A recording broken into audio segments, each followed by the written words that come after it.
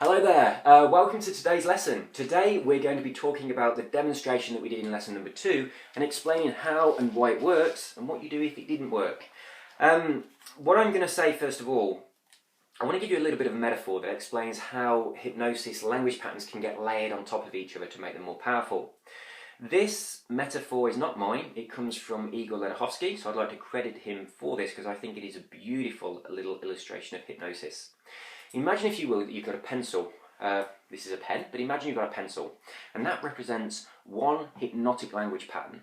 Your ability to break that pencil represents your ability to resist that hypnotic language pattern.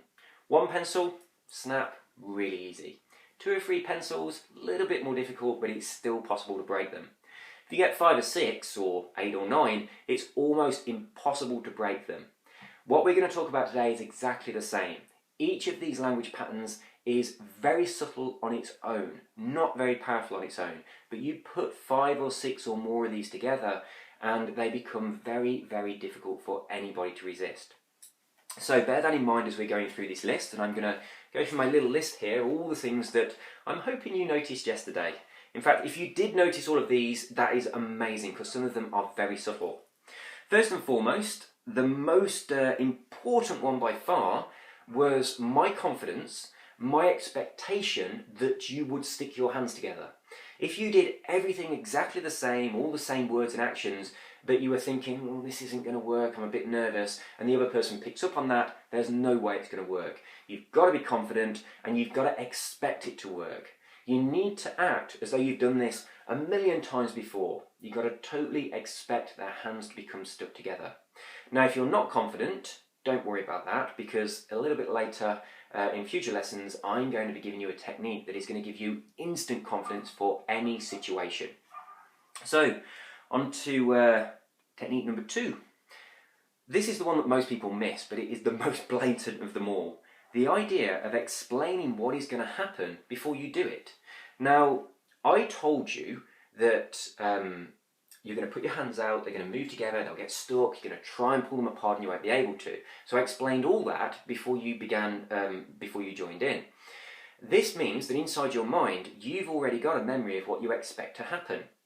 When we do hypnosis with people that want to increase their sport, that's pretty much what we do. Say if somebody wants to, somebody who plays basketball, we want to improve their skill at shooting baskets.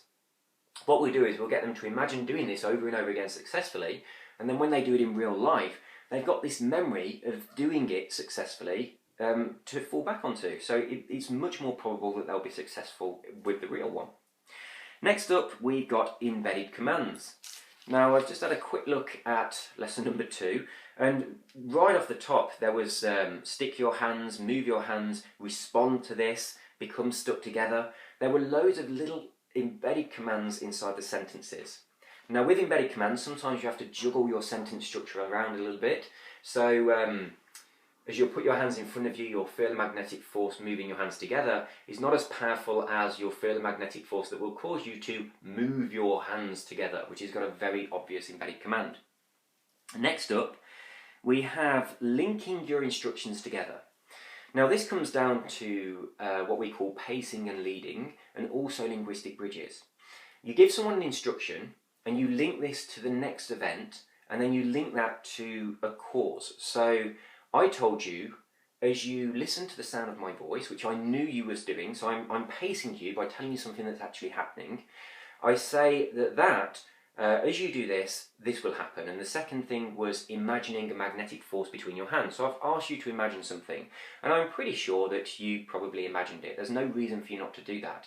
Then I've told you that imagining that thing is going to cause the next thing to happen, which will be your hands moving together. So I've stated something that is happening, linked it to something that I'd like you to do, which I know you're not going to object to, and I've told you these things are going to cause something else to happen. It makes that last thing much more probable and much more...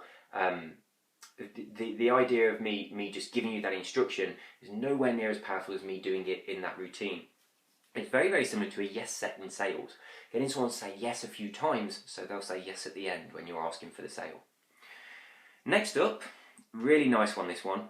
It's the word unstick instead of the word release. I could have said I want you to try to release your hands, puts the idea of releasing someone's head. It also includes the unfortunate embedded command, release your hands. I don't want to do that, I want your hands stuck. So every time where I might use the word release, instead I use the word unstick. It means the same thing, and it enables me to use the embedded command, stick your hands. So unstick your hands, beautiful little word there. Next up, most people do notice this one, the word try. And in fact, I actually said attempt to try. Try implies failure. You cannot try to do something and succeed. If you succeed at something, you're just doing something. You're not trying to do something. When you try to do something, it implies that you're going to fail. So if I say attempt to try to unstick your hands, that is a bit of a double whammy. You're attempting to try to unstick your hands. There's pretty much no way that you can get around that. Next, very few people notice this one, so if you did notice this, kudos to you. It's a very subtle physical mime. I told you what was going to happen, I told you what to expect, I showed you what would happen, I stuck my own hands together, and then as I lowered them, I started talking about something completely different. And as I did that, I released my hands, but I struggled to release my hands. I kind of implied that just doing this somehow causes your hands to get stuck together and it's hard to get them apart. So I did overdo it a little bit, but I'm sure you get the idea. I'm subtly influencing you in your peripheral vision that taking your hands apart is difficult. The one after that was the idea of disassociating yourself from your hands. As I started the routine, I kept saying your hands, your fingers. As we moved through the routine, I started to say those hands, and I almost implied that they were not your hands, as though they were somehow separate from you, and that removes your control of them. If you're looking at those hands thinking, oh, those hands over there are stuck together, the idea that you can take them apart is a little bit more difficult than the idea of thinking, well, those are my hands, I should be able to release them. Excuse me. Next up, we have the use of the word yet. There was a moment where I'd moved my hands together and I said, if your hands are not touching yet, then I told you, you would imagine something that had pulled them together. But that little word, the word yet, implies that they will touch. It wasn't a case of if your hands haven't touched or if your hands are not going to. It was a case of if they've not done it yet, implying that they will do it at some time. So it presupposes that the action is going to happen. It's not a case of yes or no, it's a case of now or later. When you're doing this with a group of people, usually on a stage, they all move at different speeds. So someone's hands could be locked, someone could still be out here. So it's really easy to include that yet suggestion in there. If you're doing it with just one person, you wouldn't do that because you'd only move on to the being stuck together once their hands have actually moved together. Next up, we have, very simple, a visualization.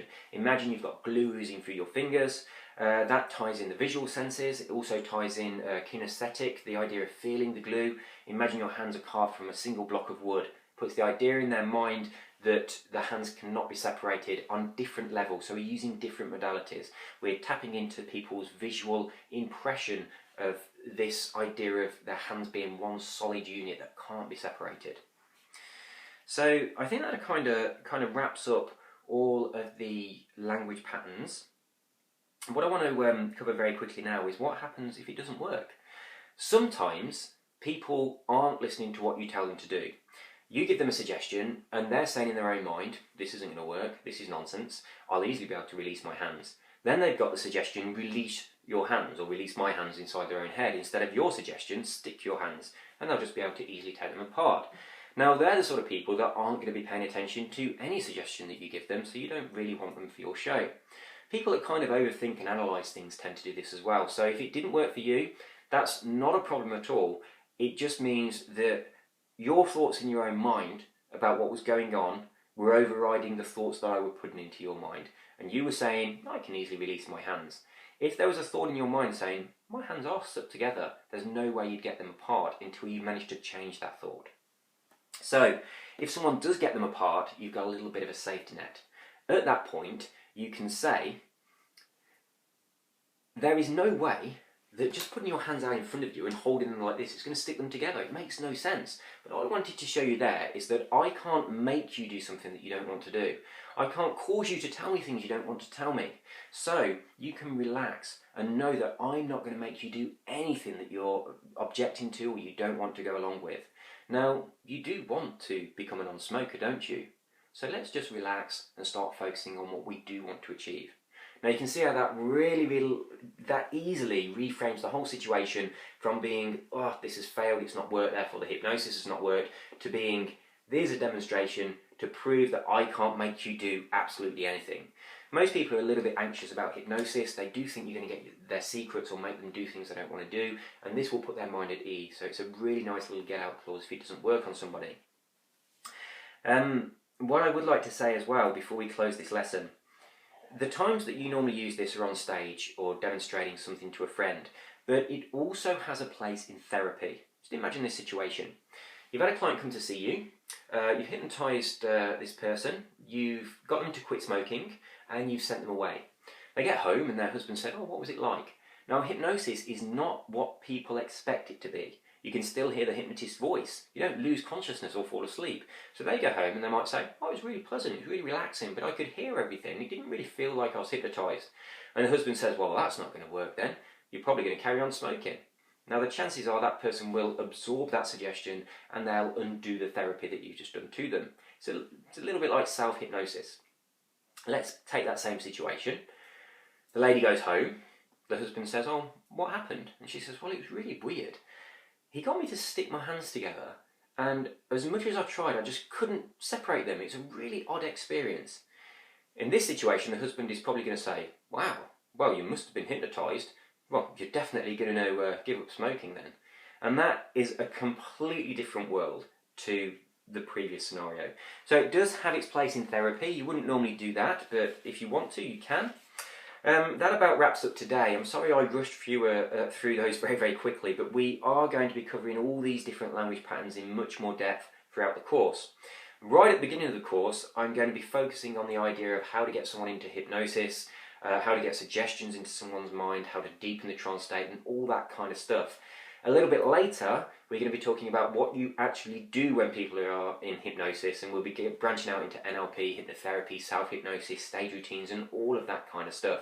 So if you're already a hypnotist and you can already hypnotise people, do stick around, because the stuff that you're waiting for is coming. But right now, I'm just going to focus for the first few lessons on getting everyone up to speed. So this idea of just focusing on getting people to a point where they can get someone into a deep hypnotic trance using genuine hypnosis and no trickery or stooges or any of that nonsense. So that wraps up today. Re-watch lesson number 2 now that I've gone through the things that I'd like you to notice in that.